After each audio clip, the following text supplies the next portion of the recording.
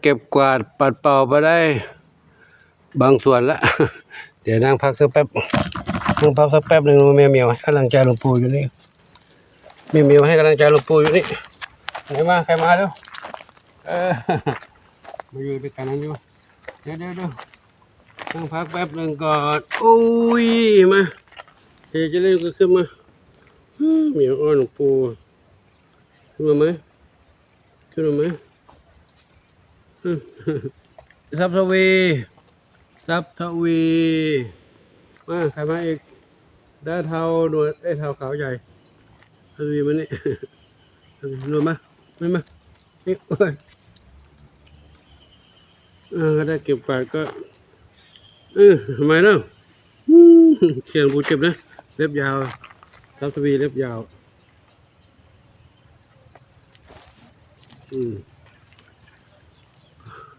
ปวดไปเลยปวดคอปวดข้อแขนข้อศอกข้อเข่า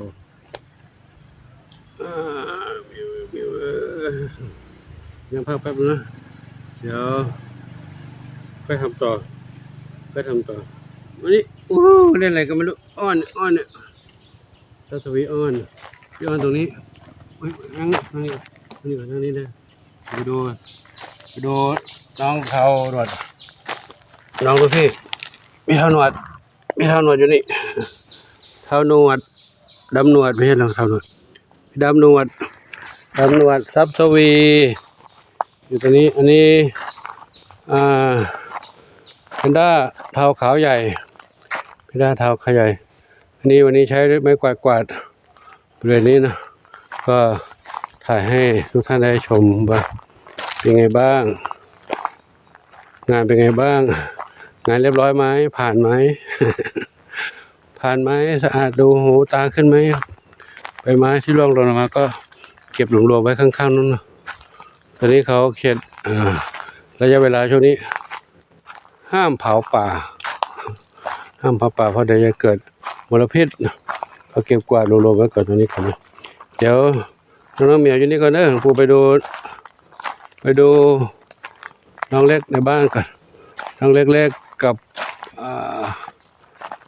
พี่เพื่อนในบ้านโน้นเนาะอันนี้ก็นอนคนนี้ลายเหมียวอยู่เนาะนอนอยู่นี่ลายเหมียวอยู่นั่งเล่นอยู่นี่กันเนาะปู่จะไปดูน้องเหมียวในบ้านก่อนแดดร้อนแล้วกลางวันแดดร้อนแล้วนี่อีกหนึ่งเหมียวนอนอยู่นี่หนึ่งเหมียวเนี่ยแพนด้าไม่ใช่แพนด้านี่หนุ่มหล่อดำขาวนอนอาบแดดอยู่นี่ลูกอาบแดดอยู่นี่ปู่ไปดูน้องในบ้านใหญ่ก่อนเนาะบ้านใหญ่ก่อนไปดูน้องขาวมณีด้วยขาวมณีกับจับปีจำปาเดี๋ยวเข้าไปทางนี้เนาะเข้าไปทางนี้นี่กุฏิหลวงปู่อยู่นี่เข้าไปทางนี้อันนี้ใบไม้ก็ร่วงนี้ไม่ได้กวาดเลยกวาดไม่ทันแล้วเยอะกวาดไม่ทันเครื่องเป่าก็ไม่ได้ซ่อมเครื่องเป่าสตาร์ทไม่ติดไม้ร่วงเยอะเลยกอไก่อยู่นี่ก็มีแล้วลูกกอไก่อยู่นี่อันนี้มาถ่ายให้ดูตรงนี้ถ้า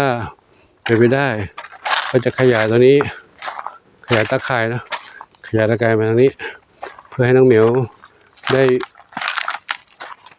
อยู่นี่อีกส่วนหนึ่งที่น้องเหมียวที่กัดกันเข้ามาข้างในแล้วใครรออยู่นี่ มากันแล้วหนึ่งเดียวมีสุขวันนี้ชวนฝันใหญ่ชวนฝันเล็ก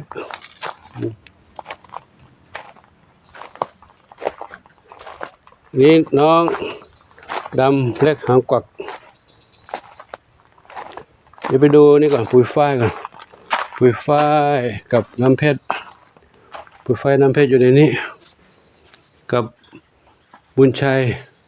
อยู่ในนี้บุญชัยปุ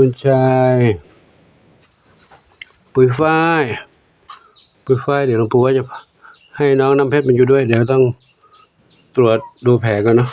แผลน้องปุยฝ้ายแห้งดีไหมอยู่น้ำเพชรมันอยู่ด้วยก็คงจะได้อยู่เพราะตรงนี้เขาทำใหม่แล้วก็คงไม่มีปัญหาอะไร น้ำเพชรนอนอยู่นี่ไม่ต้องลุกนอนอยู่นี่เนาะพักผ่อนลูกนะปู่กับพ่อเยี่ยมมันเฉยเงียบเหงาเงียบแล้วไม่ร้องไม่อ้าวแล้วหมดฤทธิ์แล้วเนาะตัดไข่ออกไปแล้วทำหมันเรียบร้อยพักผ่อนอยู่นี่นะนี่ไข่ทองเล็กอยู่นี่ทองเล็กนี่ไข่อันนี้หนึ่งเดียวอยู่นี่ไข่กินข้าวแก็บอยู่คุณสมกินนี่แล้วไปดูทางนี้ก่อนดูไหนดูทางนี้ก่อนทางนี้ก่อนดูทางนี้ก่อนนี่ แม่สามสีนวลมีอยู่ที่ด้วยเนาะสามสีนวลอันนี้น้องส้มขาวใหญ่เต่าทองอยู่ในนู้นไม่ต้องไปดูเนาะเต่าทองอยู่ในบ้านสบายใจอยู่ในใต้หลังคากระเบื้องมาทางนี้ดีกว่าอันนี้ก่อนอันนี้ก็ถ่ายให้กับทุกท่านรับชมดูว่าน้องเหมียวมีสถานที่อยู่ปลอดภัยตรงนี้ก็ด้วยความเมตตาของ FC นั่นเนาะเพียงลำพังหลวงปู่ไม่สามารถสร้างแบบนี้ได้เลยนี่ก็ใช้งบไปหลายอยู่แล้วอันนี้ใครพักผ่อนกลางวันจะเงียบเหงาลูกเหรอนอนกันหมดอันนี้สีรูปสี่ตรงนี้ที่กองคุบคับนี่ไม่ใช่อะไรเนาะกลางคืนเขามานอนตรงนี้กันปู่ให้เขานอนปู่ให้เขาเล่นกันอาหารก็มีอยู่กินก็ได้อยู่เนาะนี่กองนี้ขยายมานี่แหละดูน้องไปดูน้องอะไรน้องอะไรโอ้ยเจอหลวงปู่มาวิ่งแล้วโอ้ขี้เต็มเลยเดี๋ยวกูกวาดก่อนลูกนะกินเยอะขี้เยอะหรือว่าหลวงปู่จะขยายกองมาทางนี้ด้วยมานี่ห้องหนึ่งไหมไปที่ห้องไหมเดี๋ยวเราดูก่อนเนาะถ้าขยายมาในอีกห้องหนึ่งก็ได้ตอนนี้อยู่ในห้องเดียวกันเนาะอันนี้ก็ใหญ่พอสมควรแล้ว ถ้ามีเพิ่มเดี๋ยวค่อยขยายมาเนาะตอนนี้ให้อยู่นี่ก่อนหรือว่าจะเอาตัวผู้ไว้นี่ไม่เอาเนาะเขาจะเหงาไม่มีเพื่อนเล่นด้วยกันนั่นดีแล้วเนาะ กินอีกแล้ว ใบกระหล่ำให้ก็กินผักกระหล่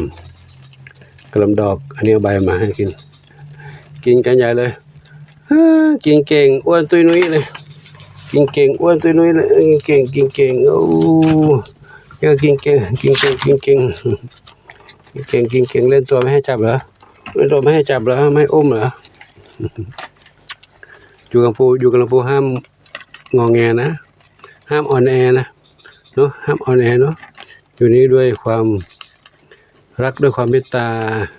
อยู่ด้วยกันยาวๆนานเรื่อยๆอายุยืนยาวเนาะกระต่ายนี่มีอายุเท่าไหร่นะกระต่ายมีอายุอยู่ไม่กี่ปีแล้วอายุไม่เยอะเท่าไหร่เหมียวจะอายุยืนกว่าดูจากที่เขาศึกษาบันทึกไว้เนาะกระต่ายนี่มีอายุเท่าไหร่ไม่ถึง10 ปีอ่ะเนาะกระต่ายอายุไม่ถึง10 ปีแต่เหมียวนี่อยู่ได้ถึง15 หรือ 20แล้วแต่เหมียวว่าจะอยู่ในสภาพแบบไหนพอไหมลูกพอไหมไม่พอเดี๋ยวให้เพิ่มอีกลูกนี่ให้เพิ่มอีกกินเยอะๆลูกกินเยอะๆนะกินอร่อยจุ๊บกินอร่อยเลยเอาน้ำพริกไปไหมลูกจิ้มน้ำพริกไหมลูกกินผักเปล่าๆจิ้มน้ำพริกด้วยนะเอาไหมผักกับน้ำพริกกับผักถ้าเด็กๆก็น่ากินเนาะเป็นบุญของเขาแล้วได้มาอยู่ที่นี่นะไม่งั้นก็วันนี้ก็เป็นอาหารของหมาอาหารของคนมนุษย์ใจร้ายไปแล้วเนาะจะดีปลอดภัยลูกเลยเหมียวกินด้วยเอาเหมียวกินด้วยเป็น3 สีนวลกินอาหารเม็ดกบเหมือนกันเนาะกินอาหารเม็ดกบเหมือนกันกินกบมาแล้วใครมาลูกอยู่นู่นลูกชวนฝันไม่กล้าเข้าใกล้แม่แล้วกลัวแม่ตบแม่เขาสละลูกแล้วเนาะดูแลลูกโตแล้วก็ให้ลูกเป็นหนุ่มเป็นสาวใช้ชีวิตส่วนตัวได้แล้วเนาะมาด้านนี้น้องขาว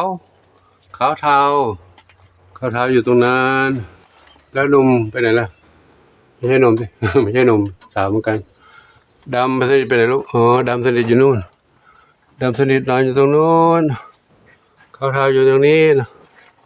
เขาพักผ่อนกันลงเลยพักผ่อนกันนะถนนอีกข้างใครนั่นน่ะดำเหมือนกันนั่นคือดำหนวดอยู่ตรงนั้นดำหนวดอยู่ตรงนี้ดำหนวดรอทำหมันลูกนะทำหมันนี่ความแห้งแรงน้อยลูกกินนมด้วยเหรอลูกไปกินแล้วลูกมีลูก4แต่จากไปแล้ว3เหลือ1น้องสีหน้าส้มอยู่ด้วยกันนี่เดี๋ยวทำหมันดูนะปู่ก็นัดหมอแล้วแหละนัดไปวันที่26วันจันทร์26แต่ไม่รู้ว่าปัจจัยจะมีให้พอหรือไม่นะมีบางส่วนไม่พอก็ต้องหาให้อื่นเพิ่มเติมลูกนะมาด้านนี้ใครนอนตรงนี้นี่ใครนอนตรงนี้บุญสมนอนอาบแดดอยู่นี่นะบุญสมนอนอาบแดดอยู่ป่าหญ้ามีใครอีกมีใครอยู่ตรงไหนไหมใครอยู่ปากกล้วยนี่ไงพี่น้องอะไรเท้าเล็กก็นอนป่าหญ้าเหมือนกันป่าหญ้าอบอุ่นใช่ไหมลูกป่าหญ้าอบอุ่นแสงแดดนี่ใครอีกเนี่ยจินตลาก็นอนอาบแดดนี่เหรอลูกนอนอาบแดดอยู่ตรงนี้จินตลามีใครอยู่ในบ้านโผล่หน้าต่างมาดูแหวกม่านมองดูก็เห็นน้องเหมียวโชคทวีทรัพย์อยู่ในบ้านหลังน้อยบ้านน้อยหลังนี้ใครอยู่ตรงนี้ ด้านนอกนี้ผุแล้วพื้นผุแล้วไม่ได้ซ่อมปู่ก็เปลี่ยนบ้านให้ก็ได้เนาะนู่นบ้านนู้นก็มีแม่3สีนวลอยู่นี่3สีนวลเดินมาอีกข้างนอกนั้นเป็นที่ตะยานปลูกมันสำปะหลังเกี่ยวไม่ทันแล้วแห้งหมดร้อนแดดก็ร้อนอาชีพการเกษตรก็ลำบากตากแดดตากฝนตากลมร้อนก็ร้อนคันก็คันแต่ก็ต้องทำถ้าไม่ทำก็ไม่มีกินแต่ปลูกกล้วยก็ดีนะเนี่ยปลูกกล้วยก็เยอะเลยเนี่ยเดี๋ยวกล้วยวัดเริ่มโตแล้วนู่นปลีก็ไม่ได้เก็บไปกินยาวหมดแล้วถ้าปลียาวทำให้กล้วยผลจะไม่ใหญ่เดินเป็นมัวแต่มองไอ้นู่นนี่เดินสะดุดต่อไม้ใครมาตรงนี้เร็วนี่ฮะนี่ใครเพชรดำน้อยเหรอยี่เห็นบุญสมอยู่นู่นนี่เพชรดำน้อยข้างนอกก็ไม่ได้เก็บเลยนะถ้าเกิดมีไฟมาก็ลามมาถึงนี่ได้นะเพราะใบไม้ร่วงเยอะใบไม้ร่วงกล้วยก็มีข้าวหลามก็ของวัดนะไม้ข้าวหลามนั่นพื้นที่วัดกล้วยก็ของพื้นที่วัดนู่นเนี่ยจนติดริมแม่น้ำนู่นแหละพื้นที่วัดติดริมแม่น้ำจะไม่ได้ไม่เก็บกวาดทำความสะอาดเลยไม่รู้จะทำยังไงเหมือนกันนะคนเดียวผู้เดียวมีเรี่ยวแรงก็มีอยู่เท่านี้มีเหมือนกันแหละแต่มีเท่านี้กวนกันมีเหมือนกันจะมีน้อยและแรงอ่อนลงจะมอดไหม้ดับไปเมื่อไรไม่รู้นะสังขารอยากจะให้มีเจ้าภาพมีนายทุนมีญาติธรรมที่มีปัจจัยเยอะๆช่วยร่วมสมทบ ดูแลเรื่องการทำความสะอาดก็ดีนะช่วงแรกนี่อันตรายมากเลยที่ผ่านมาก็ไฟไหม้หลายครั้งคือไฟไม่ใช่ไฟป่าไฟมนุษย์ทำนี่แหละนะจุดตรงนู้นแล้วลมพัดมาก็ปลิวมาแล้วมาตกตรงนี้ก็ไหม้ได้เคยเห็นเหตุการณ์หลายๆที่หลายที่หลายสถานการณ์เกิดมาแล้วนะเอาละผมขอยุติเท่านี้ก่อนเนาะคุยเยอะไปเดี๋ยวคลิปจะยาวคนผู้ชมก็จะรำคาญทำไมถ่ายคลิปนานจัง ถ้าคุยกันไปเรื่อยๆก็คุยไม่จบทั้งวันทั้งคืนเราก็ขอยุติคลิปไว้เท่านี้ก็เนาะขอโมทนาสาธุขอบุญกุศลทั้งหลาย